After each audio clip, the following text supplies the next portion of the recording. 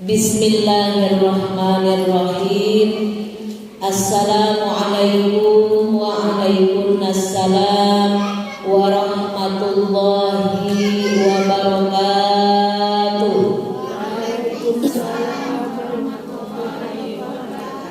Bismillahirrahmanirrahim. Mari Bu.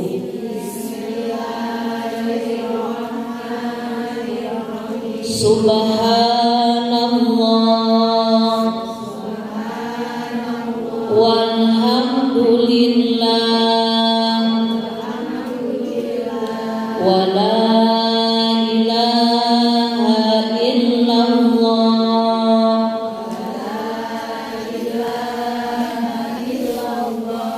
Allahu akbar. Subhanallah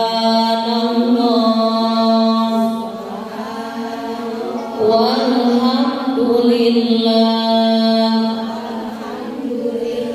wa la ilaha illallah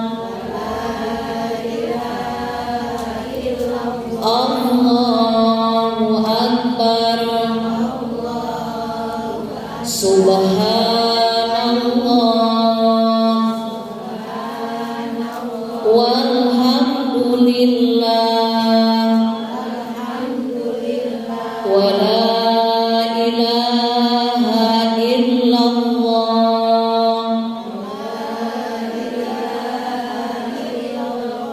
Allahu akbar. Astaghfirullahaladzim, astaghfirullahaladzim, astaghfirullahaladzim. Liridha'illahi ta'ala wa inayatihi wa bisyafa'ati rasulillah sallallahu alaihi wasallam. Al-Fatihah. A'udzu billahi minasy syaithanir rajim. Bismillahirrahmanirrahim. Alhamdulillahi rabbil alamin. Ar-Rahmanir Rahim. Maliki yaumiddin.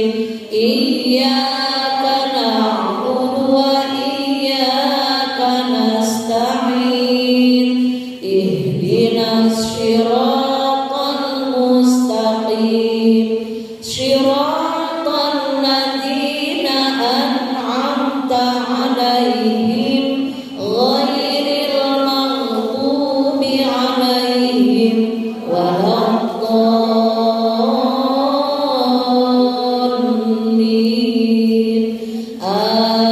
Amin. La ilaha illallah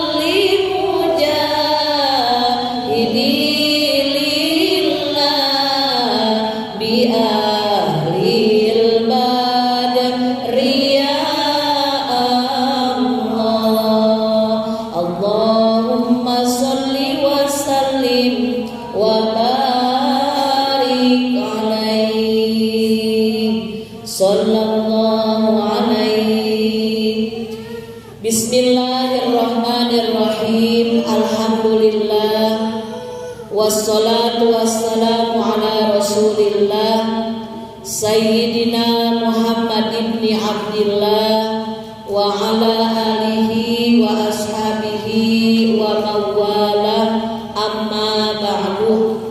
Asyhadu an la ilaha illallah wahdahu la syarikalah wa asyhadu anna Muhammadan abduhu wa rasuluh la nabiyya ba'dah. Rabbi shrah li sadri wa yassir li amri wahlul 'uqdatam min lisani yafqahu qawli. Ya Fattahu ya Alim, ya Fattahu ya Alim, ya Fattahu ya Alim, iftah lana futuhal arifin. Amin ya rabbal alamin.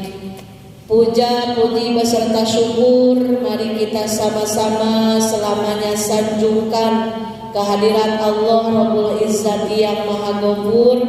Alhamdulillah, di kesempatan sore hari yang berbahagia ini kita masih diberikan kesehatan, masih diberikan kesempatan oleh Allah bisa bersilaturahmi lagi, bisa ngaji bareng lagi, bisa mendengar lantunan ayat suci Al-Quran, bareng-bareng sholawatan. Mudah-mudahan silaturahmi kita silaturahmi yang penuh barokah dan diridhoi oleh Allah Subhanahu wa ta'ala, menjadi jalan kita semua yang hadir diberikan panjang usia yang barokah, sehat lahir batin, selamat dunia akhirat, dimudahkan segala urusan kita semuanya, keluarga kita senantiasa bahagia,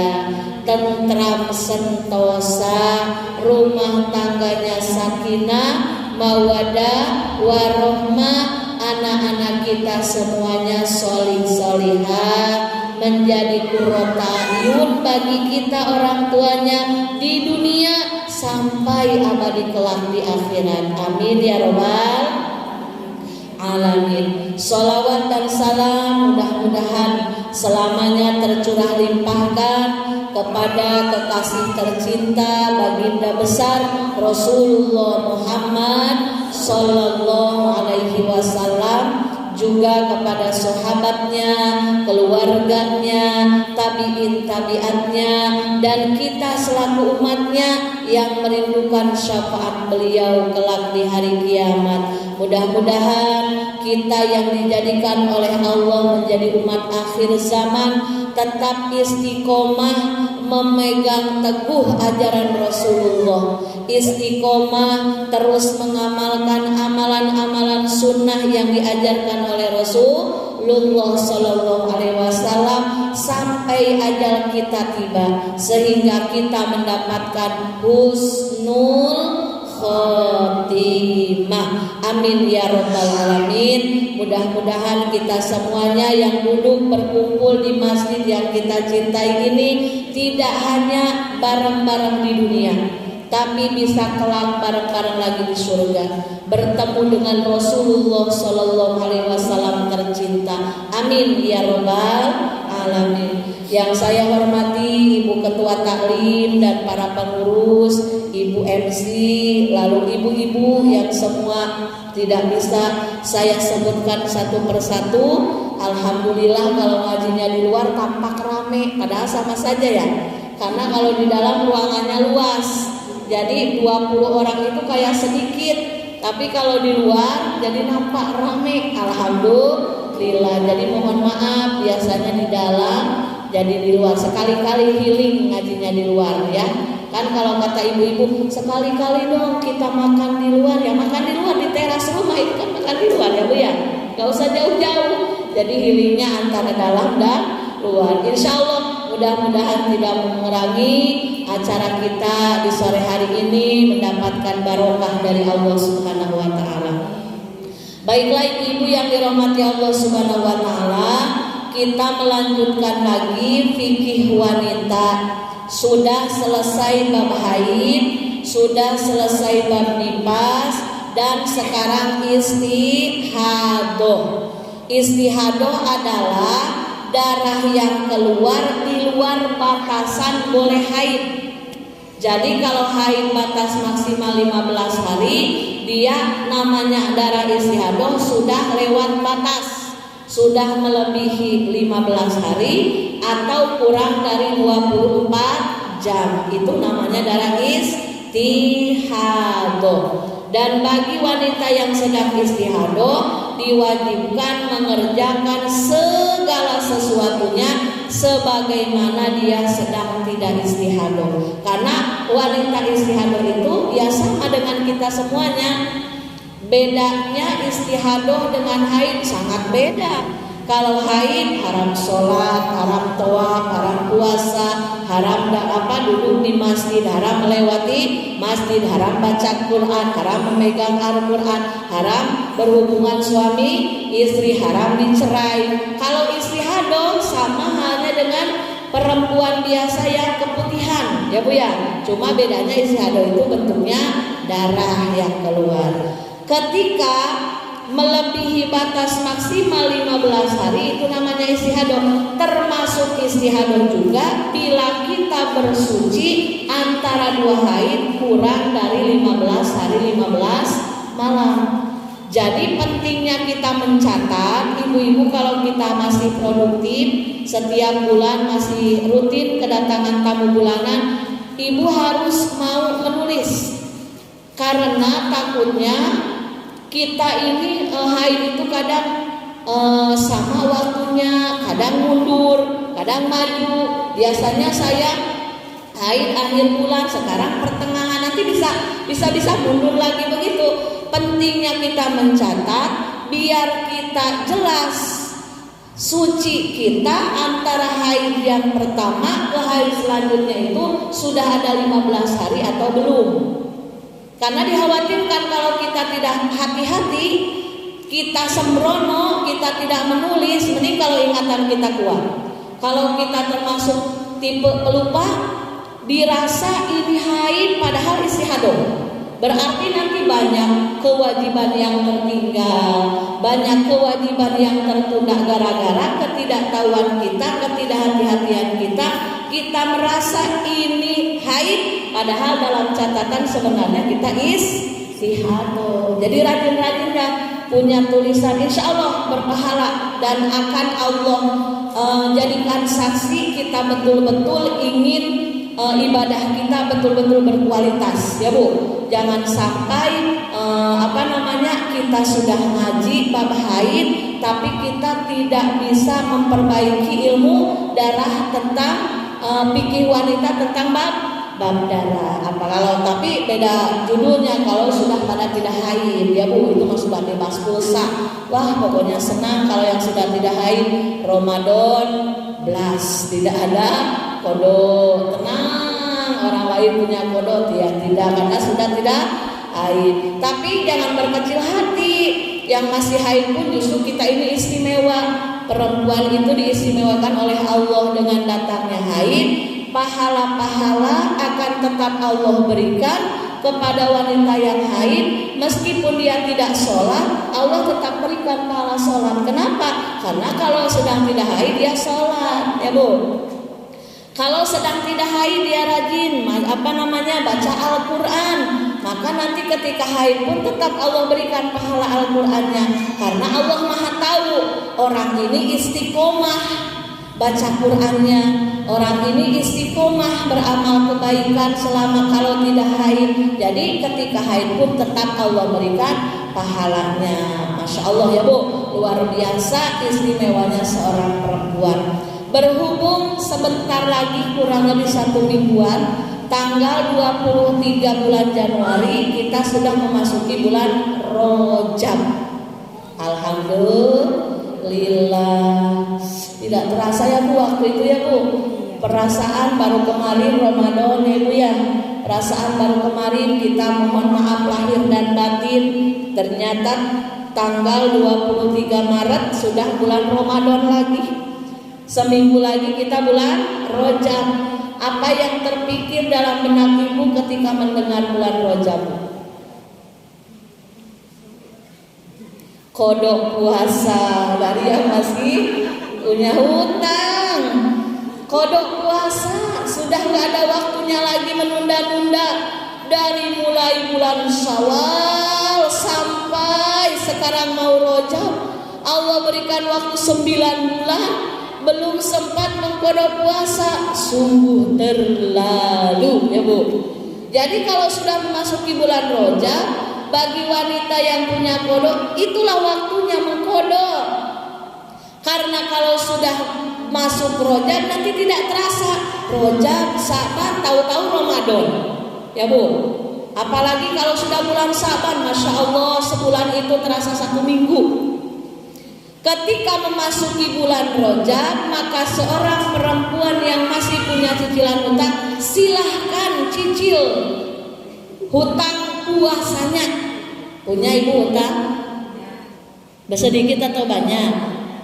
Banyak. Hutang apa ini? Hutang semuanya. Oh, pas ibu lahiran. Alhamdulillah. Silahkan mencicil. Kenapa?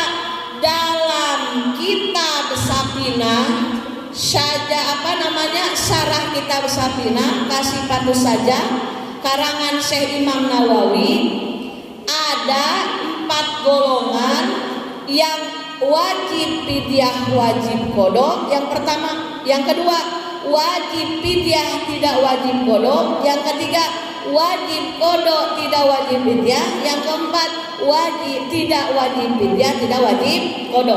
Karena ini momennya sudah momen bulan Rajab. Jadi sama-sama pikir juga ya Bu ya. Yang sudah tahu niatkan mengulang ilmu, karena mengulang-ulang ilmu sama hanya dengan zikir kepada Allah. Yang belum tahu mudah-mudahan jadi pembendaharaan dan insya Allah bisa diamalkan. Jadi 4 golongan tersebut, yang pertama, siapa saja yang diwajibkan qada, wajib juga fidyah, yaitu wanita atau orang yang tidak puasa di bulan Ramadan, lalu menunda-nunda membayar puasanya sehingga kesusul atau sehingga datang bulan Ramadan selanjutnya, alias belum lunas sudah ada Ramadan lagi. Maka ketika sesudah bulan Ramadan yang kedua ini setelah Lebaran, dia tetap punya hutang puasa, wajib puasa plus bayar fidyah. Bagi laki-laki, bagi perempuan. Contoh, kalau laki-laki bulan Ramadan tahun 2022 tidak puasa, mungkin alasan sakit atau pas pulang kampung ya Bu ya. Terus pas kesininya lagi lupa belum mencicil puasa, sehingga saking lupanya sudah masuk Rajab nih. Rajab, Sa'ban, Ramadan. Nanti Ramadan 2022 bapak tersebut belum mengqada sampai kedatangan lagi Ramadan 2023. Maka nanti setelah Lebaran punya 2 kewajiban, tetap wajib puasa plus bayar fidyah. Atau siapa lagi yang wajib bayar fidyah plus bayar qadanya? Seorang wanita hamil, ibu hamil atau ibu menyusui yang batal puasanya karena kasihan terhadap anaknya. Jadi sebenarnya dia kalau puasa itu kuat, cuma kalau puasa asiknya terasa hambar. Kalau puasa kasihan janin di dalam perutnya, takut kekurangan vitamin, kekurangan nutrisi. Jadi ibu tersebut membatalkan puasa karena kasihan terhadap janin yang ada di dalam perutnya atau bayi yang sedang menyusui. Maka ibu tersebut diwajibkan 2. 1 wajib qada puasa, 2 wajib fidyah. Jadi yang pertama, golongan yang wajib puasa qada, yang wajib bayar fidyah, orang yang menunda-nunda qada puasa sehingga keburu datang puasa selanjutnya. Dan seorang wanita hamil atau seorang wanita menyusui, dia membatalkan puasa karena kasihan terhadap anaknya. Maka 2 kewajibannya, bayar qada plus bayar fidyah. Golongan yang kedua, wajib bayar qada, tidak wajib bayar fidyah. Siapa contohnya? Orang yang batal puasa karena sakit. Contoh, sakitnya itu parah, bukan sakit bersin-bersin. Kata ibu, kenapa nak kamu gak puasa? Maaf mah, saya bersin-bersin terus. Nah, bukan berarti kita meremehkan penyakit ya. Ya kalau bersin-bersin beda halnya dengan muntah-muntah, dengan diare ya. Jadi kalau ada seseorang yang dirasa tidak kuat karena sakit, maka boleh membatalkan puasanya, tapi nanti wajib dibayar, tapi tidak wajib fidyah asal masih di tahun yang sama.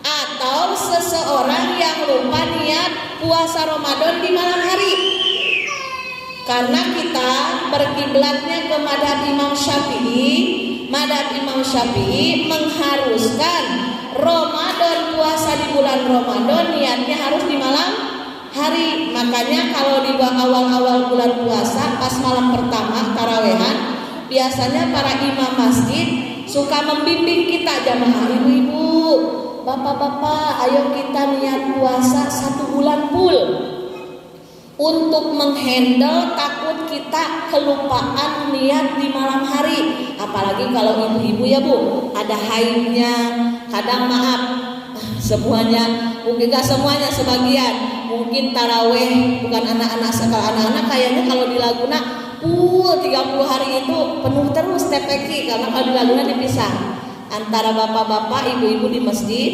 anak-anak yang ngaji di TPQ.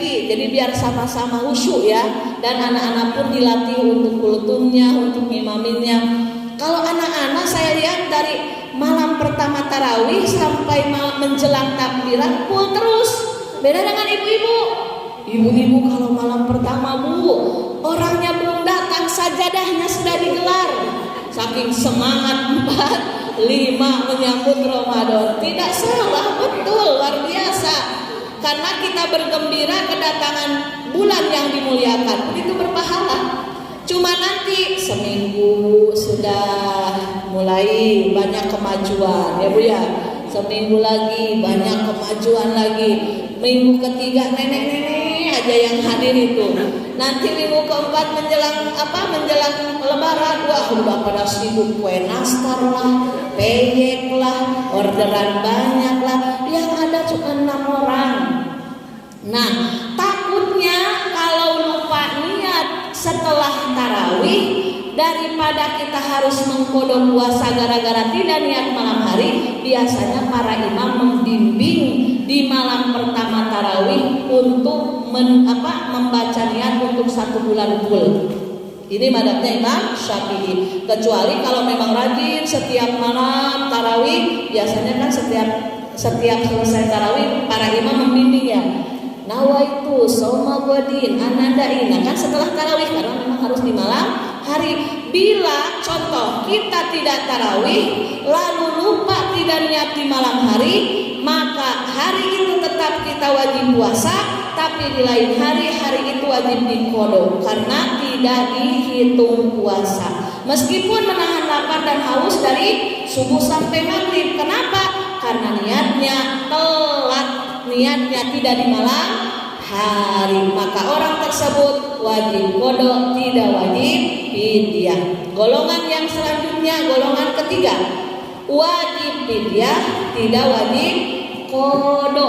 Untuk siapa? Kakek-kakek, nenek-nenek yang sudah renta, orang sakit yang sakitnya sudah tidak diharapkan sembuh lagi, maka golongan tersebut bayar fidyah saja, tidak usah puasa qodho. Karena kalau sudah sakit bagaimana mau puasa ya bu? Sedangkan sudah lemah, tidak ada harapan sembuh lagi menurut medis contohnya, maka cukup bayarkan saja fidyah 1 hari, bayar 1 mud. Kalau madhab Imam Syafi'i 1 mud itu 6 gram beras. Kita buletin ajalah 1 kilo ya bu ya. Apalagi kalau sekarang kita diberikan keluasan rezeki, udah kasih makan aja fakir miskin sehari 2 kali, beli nasi padang 2 porsi kasih ke yatim. Niatkan dalam hati, niat bayar fidyah ya bu. Itu golongan ketiga. Jadi harus wajib fidyah, tidak wajib qada. Golongan keempat tidak wajib fidyah, tidak wajib qada. Siapa? Bagi anak kecil yang tidak puasa asal belum balik, maka tidak apa-apa. Mah batal mah, karena enggak kuat haus, silahkan. Nanti tidak usah disuruh qada dan tidak usah dibayar fidyah. Tapi tetap kita sebagai orang tuanya harus melatih anak-anak kita terbiasa berpuasa. Ya, diajarkan jam 10, ternyata lulus tapi mau minum. Kalau makan nggak mau, biasanya anak-anak, boro-boro anak-anak kita juga kadang dalam haus ya Bu yang tidak kuat itu, minum dulu jam 10, lanjut lagi, boleh, namanya aja lagi belajar. Lalu siapa lagi yang tidak wajib qada, tidak wajib fidyah? Orang gila ya Bu ya. Jadi kalau ada orang yang tidak mau qada puasa, tidak bayar fidyah, berarti golongan, bukan saya yang ngomong. Orang gila tidak wajib puasa, tidak wajib qada. Yang selanjutnya tidak wajib qada, tidak wajib fidyah, yaitu orang yang sudah pikun.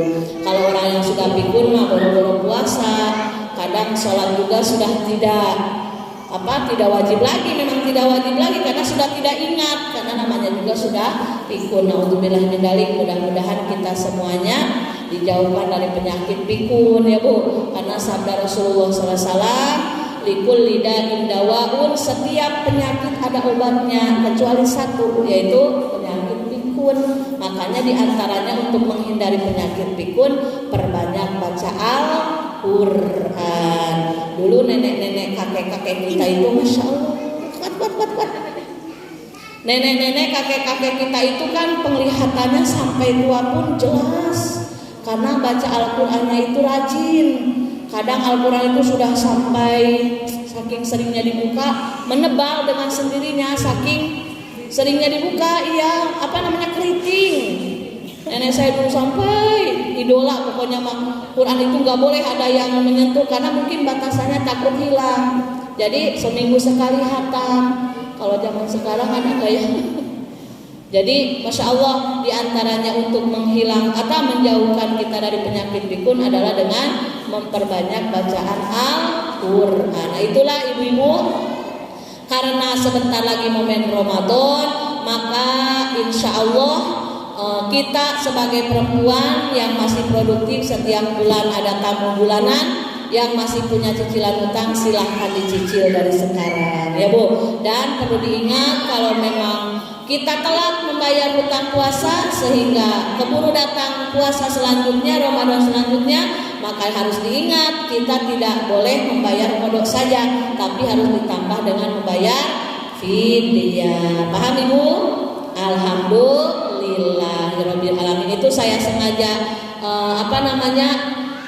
singgung masalah qada puasa karena kebanyakan saking terlenanya dengan kesibukan lupa qada puasa, sehingga keburu datang Ramadan selanjutnya sehingga lupa tidak membayar qada, tidak membayar fidyah. Mudah-mudahan kita semuanya diberikan kekuatan untuk bisa mengqada puasa bagi yang masih punya cicilan hutang puasa. Amin ya rabbal alamin. Kembali lagi ke masalah istihadah. Jadi kalau istihadah itu darah yang keluar kurang dari batas minimal haid, yaitu 1 hari 1 malam atau 24 jam, atau melebihi batas maksimal haid 15 hari 15 malam, selebihnya maka istihadah. Atau disebut istihadah juga bagi perempuan yang sucinya belum 15 hari tapi sudah datang lagi darah, sudah keluar lagi darah. Contoh, saya kasih contoh ibu-ibu biar ibu-ibu konsentrasi. Ibu bersuci tanggal 15, ibu keluar lagi darah tanggal 29, 30, 31, tanggal 1, tanggal 2. Tanggal 29 yang keluar darah tersebut darah istihadah atau darah haid? Istihadah. Kenapa disebut darah istihadah? Karena belum genap 15 hari. Dihitung 15 harinya dari hari pertama kita bersuci. contoh ibu tanggal 15 hari pertama disebut dari hari pertama itu berarti tanggal 15. Berarti tanggal 30 ibu itu keluar darah haid, darah istihadah. Darah haid, darah istihadah. Masih istihadah. Ya Bu. Masih istihadah karena belum genap 15 hari bersucinya. Baru di tanggal 31 ibu keluar darah, itu darahnya sudah termasuk darah haid. Hati-hati ibu, bukan pas 15 hari dihitung suci, tapi 15 hari itu batas minimal bersuci. Tanggal 15 bersuci, tanggal 30 keluar darah haid, maka tanggal keluar darah, maka tanggal 30 ibu masih istihadah, tanggal 31 baru darah haid. Jadi hati-hati, ada yang nyambung istihadah ke haid, ada yang nyambung haid ke istihadah. Paham gak Bu? Ibu contoh yang biasanya pakai KB spiral, IUD, banyak yang curhat itu haidnya banyak, darahnya banyak sampai kadang lebih dari 15 hari, kadang 20 hari katanya, 30 hari. Ya Allah ya Rabbi, kasihan suaminya kata saya ya. Jadi kalau yang pasang IUD, makanya perlu dicatat tanggal berapa ibu keluar haid pertama, itu haid terus sampai 15 hari. Meskipun putus-putus di tengah jalan, itu masih dihitung waktu haid ibu. Nanti di akhir tanggal 15 dihitung dari hari pertama keluar darah, itu disebutnya waktu boleh haid. Kalau selebihnya meskipun masih darah deras keluar, bukan lagi haid tapi istihadah. Maka ibu wajib mandi, nawaitul ghusla li rabbil hadasil akbari anil haidi fardholillahi ta'ala. Maka ibu wajib mengerjakan sesuatu perkara sebagaimana ibu sedang tidak haid. Kalau nyambung haid ke istihadah, sama itu pun ibu bersuci baru 14 hari, maka nunggu dulu 15 hari, masuk hari ke-16 nya baru ibu boleh haid, alias darah ibu baru disebut darah haid. Haram segala sesuatu berlaku kalau sudah memasuki hari ke-16. Alhamdulillah, insyaallah kalau ada umur panjang dan sehat, selanjutnya kita akan ke bab toharoh. Bab haid selesai, bab istihadah selesai, bab nifas selesai, bab wiladah juga selesai, bab hadas kecil hadas besar juga selesai. Tinggal bab toharoh alias bersuci. Mudah-mudahan kita semuanya diberikan umur panjang, sehat walafiat, istiqomah beribadah, dan insya Allah kita semuanya makin semangat. Apalagi sudah tahun 2023 dan nanti sudah berkurang jatah usia kita. Betul apa betul Bu? Kalau sudah jatah berkurang harus lebih semangat ngumpulin tabungan akhiratnya. Mudah-mudahan kita semuanya husnul khotimah. Amin ya rabbal alamin. Sebelum ditutup doa, ada pertanyaan dulu. Ada hadiah. Ini berat ini, gamis nih. Gamis syar'i ini bunda. Pertanyaannya, sebutkan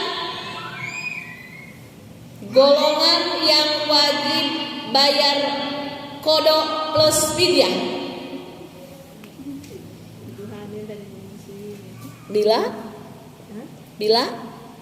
Bila buka puasanya?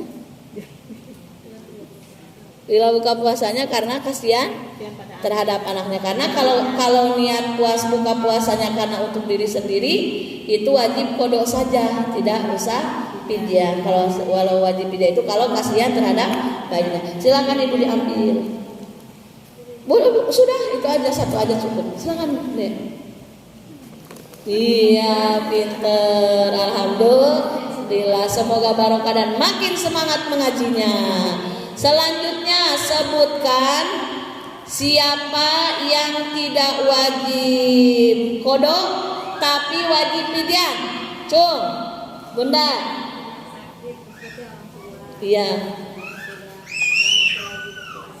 Iya betul Bunda, silakan Bunda. Ayo Abang, diambil Bang.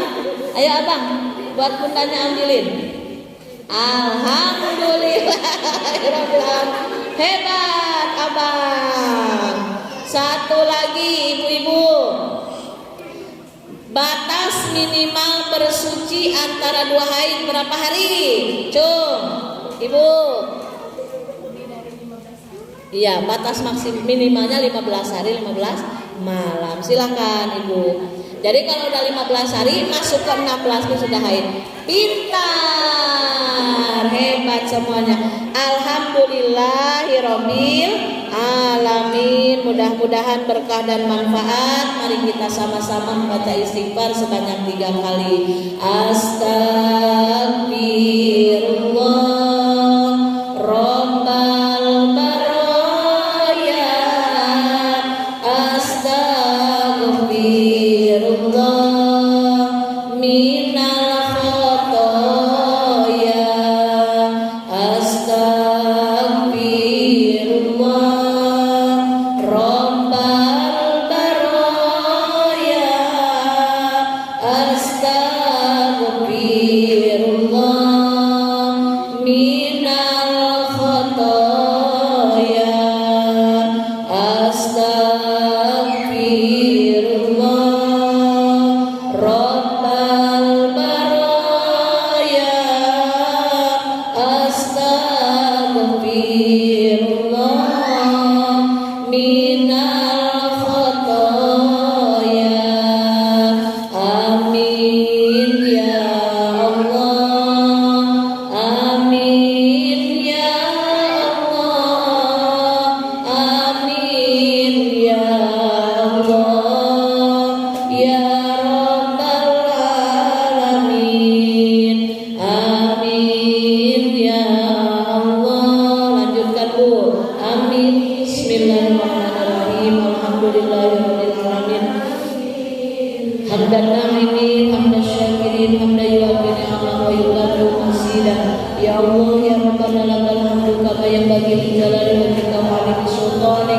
Allahumma shalli ala sayyidina Muhammadin salatan tu'tina biha min jami'il ahwali wal afat wa taqdilana biha jami'al hajat wa tutahhiruna biha min jami'is sayyi'at wa tarfa'una biha indaka 'ala darajat wa tuballighuna biha aqsal ghayat min jami'il khairati fil hayati wa ba'dal mamat. Rabbana zalamna anfusana wa illam taghfir lana wa tarhamna lanakunanna minal khasirin. Rabbana atina fid dunya hasanah wa fil akhirati hasanah wa qina adzabannar. Wa sallallahu ala sayyidina Muhammad wa ala alihi washabihi ajmain. Subhana rabbika rabbil izzati amma yasifun wa salamun alal mursalin walhamdulillahi rabbil alamin.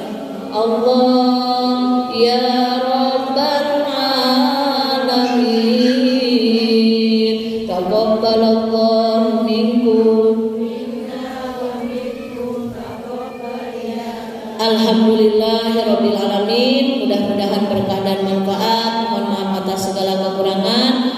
Mudah-mudahan kita selalu istiqomah mengaji ya Bu, karena sarana bakti kita kepada orang tua diantaranya yaitu mengaji. Setiap apa-apa kebaikan yang dilakukan oleh kita, maka pahalanya bukan hanya kita yang mendapatkan, tapi orang tua kita yang sudah meninggal atau yang masih ada pun merasakan manfaat dari kebaikan seorang anak ketika hidup di dunia. Insya Allah mudah-mudahan kita termasuk anak-anak yang berbakti kepada orang tua dan menjadi jalan anak-anak kita kelak pun berbakti kepada kita semuanya. Mohon maaf atas segala kekurangan. Assalamualaikum warahmatullahi wabarakatuh.